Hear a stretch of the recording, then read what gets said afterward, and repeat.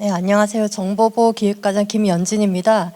일단 오늘 제가 발표할 목차 순서는 사이버 보안 체계의 현 주소, 사이버 침해 사고 동향, AI 시대 사이버 위협, 환경 변화, 그리고 글로벌 정보보호 대응 현황, 그리고 지난 수요일에 좀 보도 자료가 많이 배포가 됐는데 저희가 정보보호 정책 방향에 대해서 발표한 게 있습니다. 그거에 대해서 짧게 제가 말씀드리도록 하겠습니다. 일단 우리나라의 사이버 보안 역량은 다양한 사고, 사건을 겪으면서 지속적으로 강화되어 왔습니다. 대표적인 예로 2003년도에 125 인터넷 대란을 계기로 인터넷 침해 대응 센터를 구축하였고, 또 77 디도스 공격 이후 국가 사이버 위기 종합 대책을 발표한 바 있습니다. 최근에는 21년에 배달 대행 플랫폼 랜섬웨어 공격 등에 따라 랜섬웨어 대응 강화 방안을 마련한 바 있습니다. 이처럼 그간 사고가 발생할 때마다 신속히 대응하면서 국가 전반의 사이버 보안 기반을 강화해 왔고, 그 결과 국제적으로 인정받아 작년에 국제 사이버 보안 지수 1등급을 달성하는 성과를 이루기도 했습니다.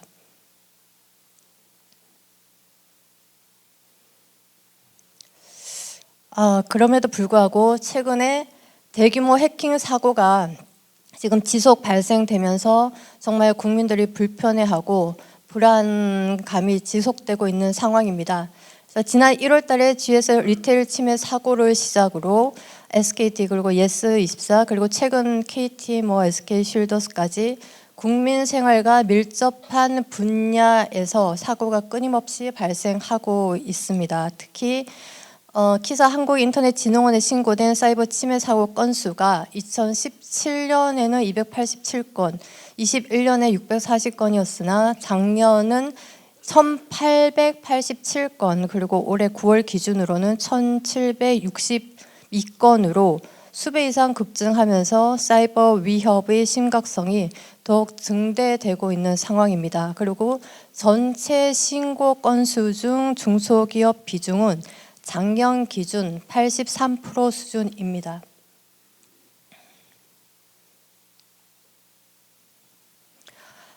공급망 보안과 관련된 사고 동향을 좀 말씀드리자면, 모든 기기가 연결되는 초연결 시대가 도래하면서 소프트웨어 공급망의 취약점을 노린 보안 위협이 증가하고 있습니다. 그리고 시큐어 코딩 미적용으로 인한 소스코드 속 취약점을 해커가 악용하여 침해 행위를 할 수 있고, 모두가 익히 들어 알고 있는 log4j 사태처럼 오픈소스 속 취약점 조치 미흡으로 인한 침해 사고의 우려도 높아지고 있습니다. 또한 개발 환경이나 업데이트 서버에 대한 보안 관리 미흡으로 인해 공급망 공격도 증가하는 추세입니다. 이러한 공급망 공격은 단일 기업에 대한 공격에 그치지 않고 고객사와 협력사와 같이 공급망 전체에 대한 연쇄적 위협으로 확대되어 대규모 피해로 이어질 수 있습니다. 그리고 최근에는 랜섬웨어 사고가 큰 이슈가 되고 있는데요. 온라인 서점 예스24와 금융권 SGI 서울 보증 시스템이 랜섬웨어에 감염된 사례가 있었습니다. 이에 과기정통부는 한국인터넷진흥원과 함께 랜섬웨어 대응을 위한 데이터 백업할 때 보안 수칙을 발표한 바 있습니다. 주요 내용으로는 정기적인 복구 훈련을 수행할 것, 중요한 데이터는 서비스망과 분리된 오프사이트 백업 시스템을 갖춰서 운영할 것, 그리고 백업 서버와 데이터의 무결성을 점검할 수 있는 모니터링 체계를 구축할 것 등을 강조하고 있습니다.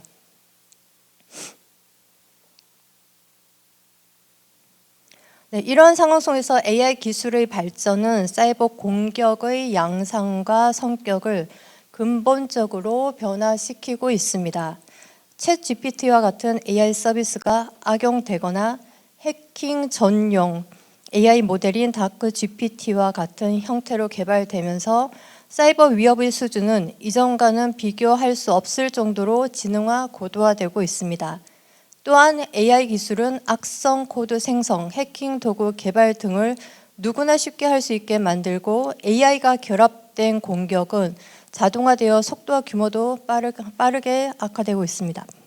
최근에는 AI 환각 현상을 악용하여 AI가 추천한 가짜 라이브러리와 같은 이름의 악성 라이브러리를 만들어 악성 코드를 퍼뜨리는 신종 위협까지도 나타나고 있다고 합니다.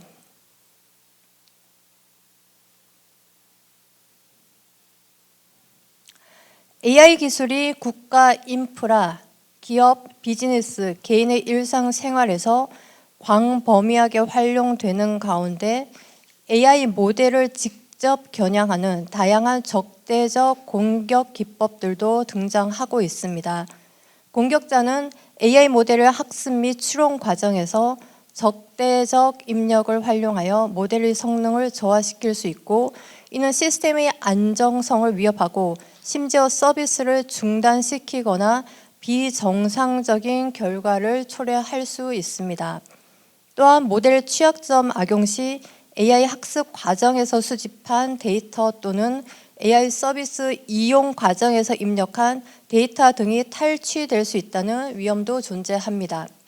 더 나아가 공개된 AI 모델 파라미터를 추출하거나 추론 결과를 역으로 분석하여 원본 모델을 복제하는 공격도 등장하고 있습니다. 연초에는 AI 개발자들을 위한 공유 플랫폼에 악성 코드가 포함된 AI 모델이 업로드되어 유포된 사례도 확인되는 등 AI를 노린 소프트웨어 공급망 위협도 이제 현실에서도 나타나고 있습니다.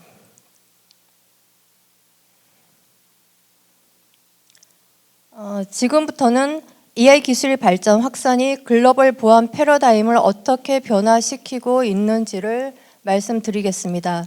최근 중국의 딥시크 사례에서 볼 수 있듯이 AI 개인 정보 등 데이터 유출, 해킹 우려가 커지면서 AI 모델 보안 역량 강화 필요성이 그 어느 때보다도 높아지고 있습니다. 또한 클라우드 환경의 본격화로 망간 경계가 모호해지면서 기존 경계 보안에서 어느 누구도 신뢰하지 말자는 제로 트러스트 보안 모델로 패러다임이 바뀌고 있습니다. 마지막으로 딥시크, 라마 등 오픈소스 모델을 이용한 AI 서비스가 등장하면서 파운데이션 모델의 보안 위협에 대비하기 위한 공급망 보안의 중요성도 커지고 있습니다. 이제는 단순히 해커의 침입을 막는 것을 넘어 소프트웨어 기획, 개발 과정부터 배포, 업데이트까지 모두 포괄하는 소프트웨어 공급망 보안에 대한 통합적인 관리가 중요해진 시점입니다.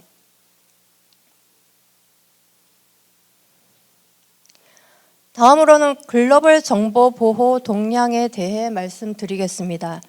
전 세계적으로 안전한 AI 시스템을 넘어 국가 차원의 AI 보안이 강조되고 있습니다. 생화학 무기 개발, 사이버 공격 수단 등 AI 위험이 국가적 위협으로 작용할 것을 우려해서 AI 보안 연구와 규제가 강화되고 있습니다. 또한 글로벌 AI 서비스 제공 기업들은 AI 보안 기업을 인수 합병하고 있고 AI 보안 스타트업들에 대한 투자도 확대하고 있습니다.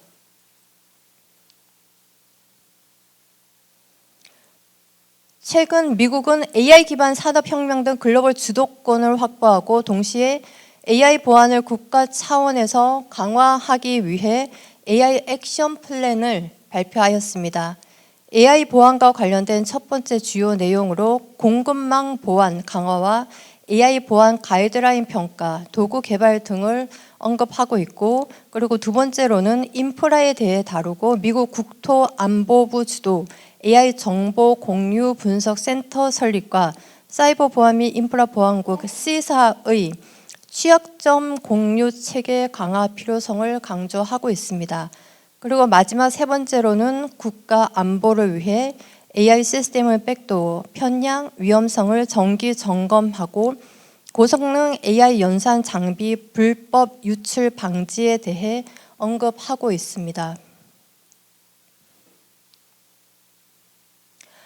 공급망 보안에 대한 해외 동향을 구체적으로 말씀드리면 미국과 EU는 이미 소프트웨어 공급망 보안을 제도화하고 있습니다.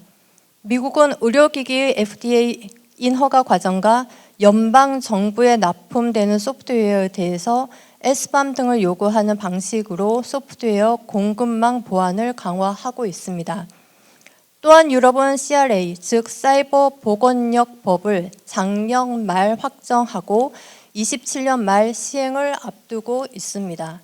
EU 회원국에서 유통 판매되는 모든 디지털 요소가 포함된 제품을 대상으로 소프트웨어 공급망을 비롯한 사이버 보안 전반을 다루는 강력한 규제가 될 것으로 전망하고 있습니다. 정부도 이러한 해외 규제에 대해 예의주시하고 우리 기업들에게 수출 장벽으로 작용하지 않도록 국제 협력을 확대하면서 동시에 우리나라 기업들의 소프트웨어 공급망 보안 역량도 높일 수 있도록 지원해 나갈 계획입니다.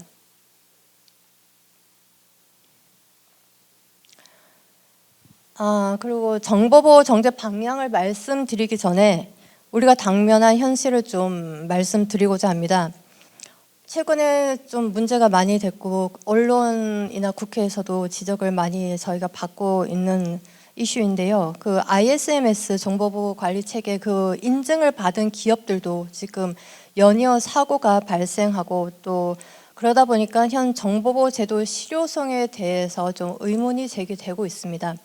그리고 아직 우리 사회는 보안을 많은 분들이 이제 단순히 비용으로 인식하는 경향이 좀 강해서 자발적인 투자가 저조하고 또 기업 내 보안 조직의 기능, 권한 등이 또 부족하다고 좀 지적되고 있습니다. 아울러 24년 발생한 사이버 침해 사고 중 약 83%가 보안 역량이 좀 취약한 지역과 중소기업에서 발생한 것과 같이 보안 격차가 좀 해소되지 않고 있는 상황입니다.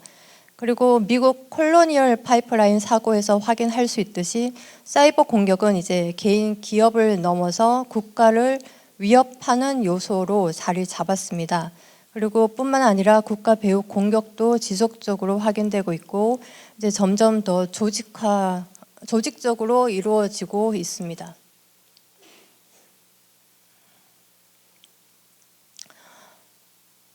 정부는 지난 9월에 신정부 향후 5년간 비전을 담은 123개의 국정과제를 수립하였는데요. 그중 정보보호 관련 과제에 대해서 간략히 제가 말씀드리도록 하겠습니다.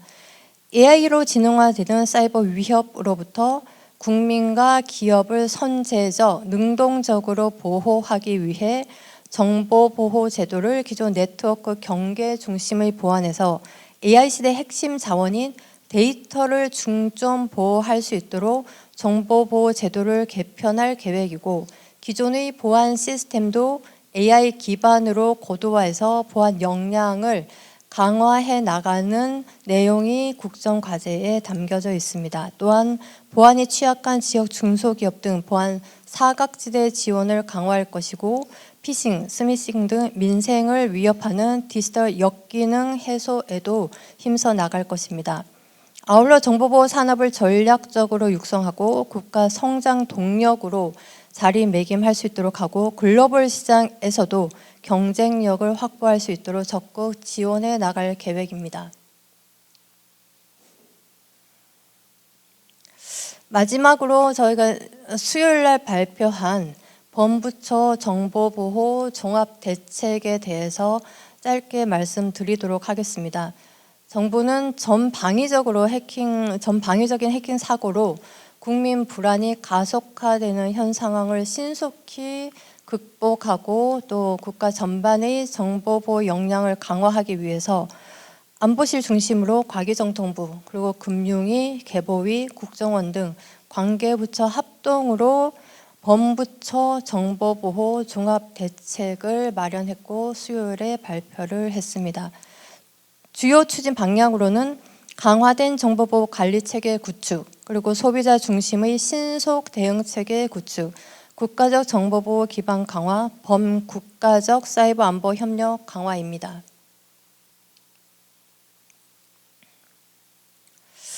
세부 내용을 말씀드리면 우선 강화된 정보보호 관리체계 구축을 위해서 공공, 금융, 통신 등 국민 대다수가 이용하는 1,600여 개의 IT 장비 시스템들에 대해서 대대적인 보안 취약점 점검을 추진할 것입니다. 특히 통신사의 경우에는 실제 해킹 방식의 강도 높은 불시 점검을 추진할 계획입니다. 여기서 오해가 없으셔야 될 게 저희가 지금 법에는 이제 함부로 그 해킹을 못하도록 금지되어 있는데 저희가 통신 3사와 다 그 동의를 받아서 불시 점검을 하는 걸로 그렇게 지금 되어 있습니다. 다음으로 소비자 중심의 사고 대응 체계 구축을 위해서 기업의 보안 혜택으로 인해 해킹 발생 시 소비자의 입증 책임 부담을 완화하고 해킹 정황 확보 시 기업의 신고 없이도 정부가 신속히 현장을 조사할 수 있도록 하고 아울러 해킹 지연 신고 등 보안 의무를 위반한 경우에는 과태료 상량하고 또 이행 강제금을 도입을 할 예정입니다. 그리고 국가적 정보보호 기반을 강화하기 위해서는 민간 역량을 제고하고 산업 인력 기술을 육성해 나갈 계획입니다. 구체적으로 정보보호 공시 의무 기업을 상장사 전체로 저희가 확대하면서 동시에 공시 결과도 평가를 해서 보안 역량 수준을 등급화하고 또 공개하는 제도를 도입할 계획입니다.